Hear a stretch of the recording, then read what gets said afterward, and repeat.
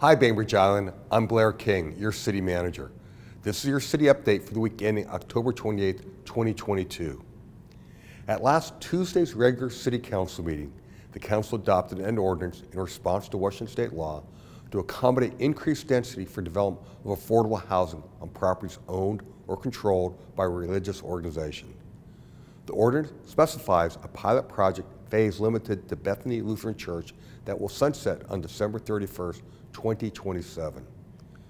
The ordinance requires that all housing units created are maintained as affordable to low-income households, which is defined as 80% of median county income.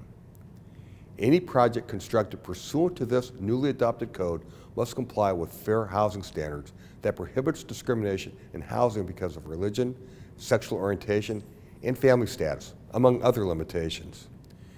It's important to note that currently no application has been submitted. Also at this week's City Council meeting, Council authorized installation of solar panels at the Waterfront Park Community Center and Highland Middle School with battery energy storage, conditioned upon Highland Middle School providing any needed additional project funding as a match. Highland Middle School is one of the city's 14 disaster hub sites. The goal of this project is to increase community resiliency by generating solar electricity that can be battery stored. On Tuesday, the City Council recommended that ordinance number 2022-14 on electric vehicle charging infrastructure move to the November 8th Council meeting agenda for potential adoption. The ordinance establishes minimum requirements for the installation of electric vehicle or EV charging infrastructure in parking spaces for certain types of new commercial and residential development to allow for the future installation of EV chargers. There would also be certain requirements for parking spaces with EV chargers installed. These updates respond to goals in the Climate Action Plan to transition 80% of registered vehicles on Bainbridge Island to either electric vehicles or plug-in hybrid electric vehicles by 2045.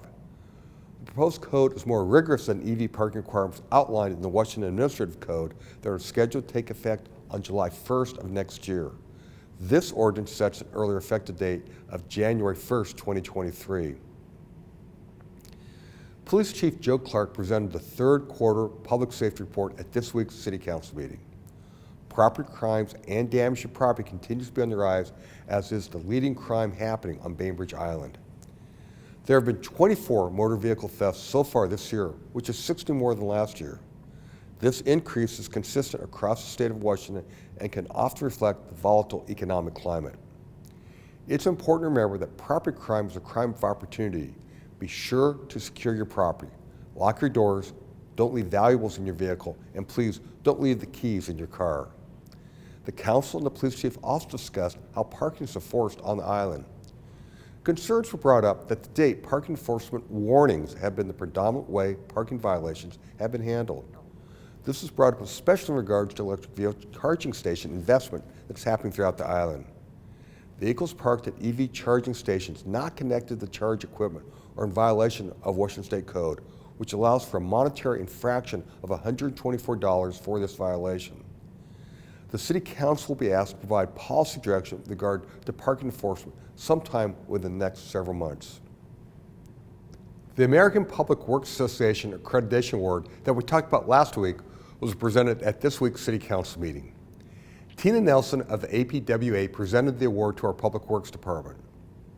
The APWA accreditation is the highest mark of professionalism in public works and signifies the department's continued diligence and excellence and continuous improvement, serving the public at the highest standard. The City of Bainbridge Island is only one in 4 cities in the state of Washington who have received this accreditation. Accreditation is really an important tool to help management and the public judge the quality of our Public Works Department and is a measurement of success. This Monday is Halloween. I have my costume picked out. There will be a special celebration in downtown Winslow on Winslow Way from 4 to 6 p.m. on October 31st. It's good for the whole family. Merchants and other organizations, including the Bainbridge Island Police Department and us here at City Hall, will be passing out candy to all ghosts and goblins walking the streets of Winslow Way. Oh, but we'll pass out candy to the kids too. There will be complimentary hot apple cider sponsored by the Cook Family Funeral Home and chili and hot dogs at Eagle Harbor Church for a UNICEF donation. And speaking of sweet Halloween delights, Did you know that here in the U.S., we purchase about 600 million pounds of candy for Halloween each year? Most of all these candy wrappers end up in landfills, but you can be climate smart and recycle your Halloween candy wrappers at the green trick or trash box just outside of Ace Hardware. And as a traffic reminder, Winslow Way between Erickson and Madison will be closed to through traffic from 3 to 7 p.m. on the 31st. We look forward to seeing you at the celebration downtown. This week, our Kitsap Humane Society adoptable pet is Kaylee. Kaylee is a 7-year-old mix with a loving and spunky personality. Kaylee shows off her speed by zooming around the yard, tossing her toys and tennis balls into the air. Then she loves a good lap to take a nap, if she can find one. Kaylee needs a home with no livestock, chickens or cats, because small critters are just too tempting for her to chase. Kaylee's ideal home would have lots of cozy places to nap, an abundance of toys to play with, and a person who loves to cuddle.